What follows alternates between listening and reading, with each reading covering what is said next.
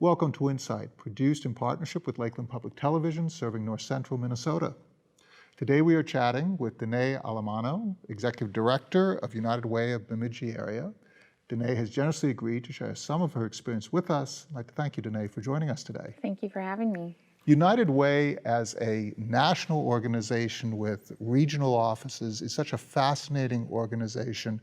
Talk about United Way here in Bemidji, here in North Central Minnesota. Sure. Well, I think the unique part about United Way is that it's its own, every United Way is its own 501c3. So we get to be whatever our community needs us to be.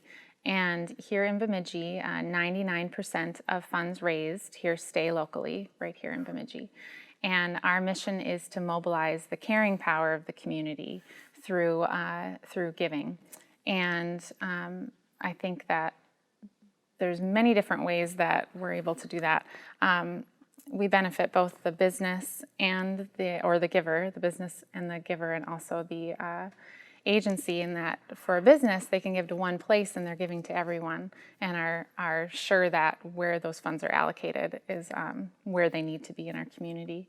And then for the agency, you hope that by providing funding, they're getting to spend more time on their programming and less time on fundraising. And this is so much the strength of United Way, particularly in rural America, in that it is the strength of the community that is dedicated to strengthening the community itself. Mm-hmm. Talk about how you function as an intermediary to assure people who give that their money is going to be used wisely, and to help the people who receive the funds provide their services in a way that, again, connect not only to their constituents, but also draw the giver into their constituency base. Every spring, our investment cabinet comes together, and there's 16 people on the investment cabinet, and they spend 6 weeks allocating funds with about 30 hours of volunteer hours in that 6-week time period. So to go through the process, those 16 people are broken down into teams of 8, and each receive about 4 applications that those are their responsibility to know in depth, to know the finances in depth, to read through their application. They set up interviews to go on site.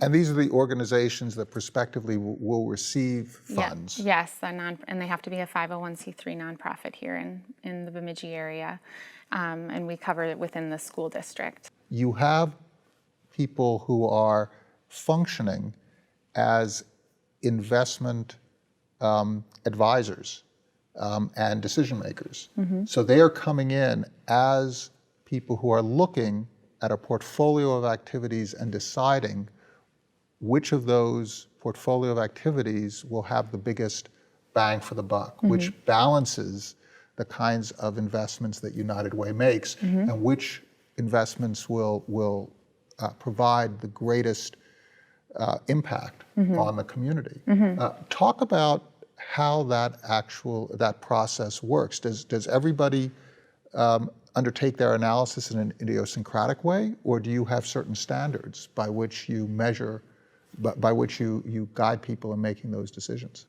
Well, the process, once the investment cabinet is given their assigned agencies, they go out on an on-site interview to talk to both the director and a board member, and see the facility themselves.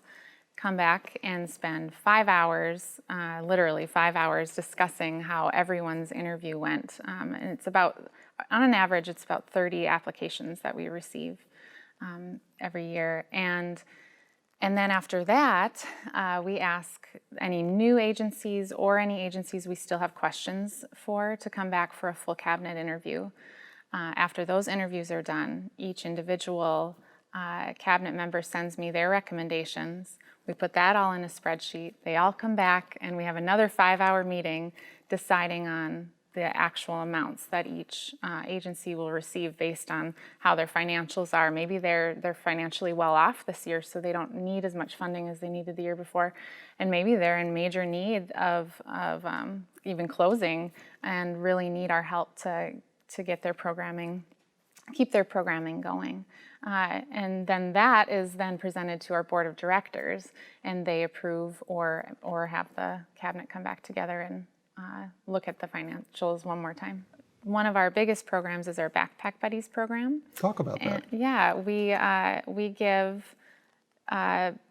food to children, elementary age children, on the weekends or holiday breaks who wouldn't otherwise have access to nutritious food. So a food pack is non-perishable. It fits inside their backpack as a backpack buddy, and it's nutritionally balanced.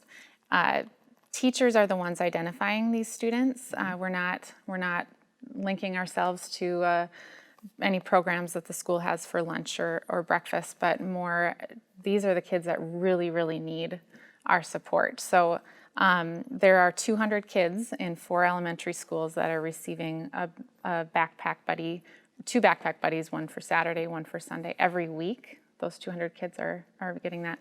And then holidays, we pass them out a little more frequently. So they're getting, the last week they might have a backpack buddy every week.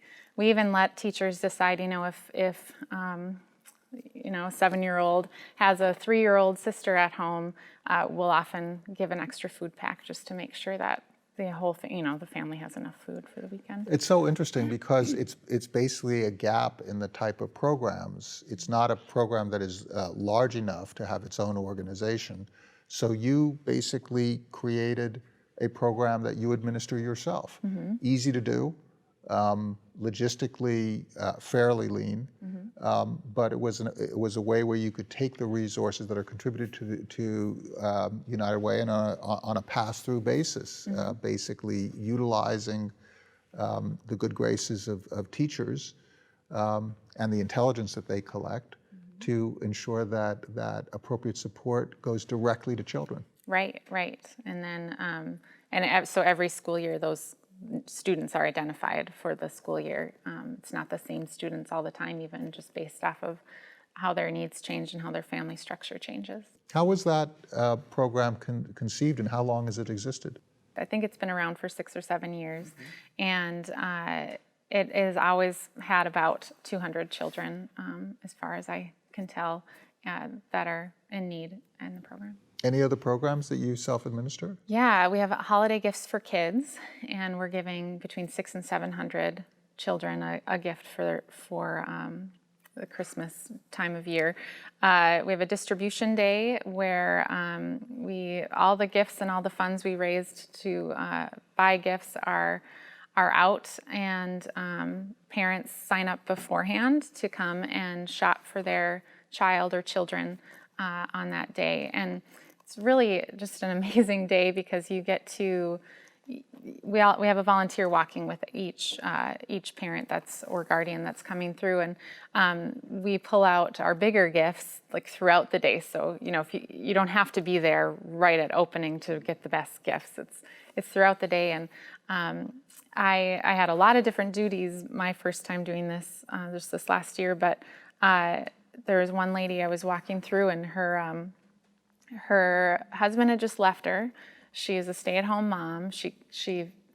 Her pride was shot having to come to this, and we're walking through, and out comes a bike, and she got to take the bike home and was just beside herself. And it was just such a neat experience to watch, just watch the impact that program is making on people here. Another program we have is our Volunteer Bemidji website. Mm-hmm. So we offer to any organization, it could be Rotary or one of our agencies, for example, can have a spot on our site where they can ask volunteers volunteers come and look at the site every day, and they can sign up for different events, one-day events that need volunteers on that day. So that site's called volunteerbemidji.org, and it has really served a need in our community.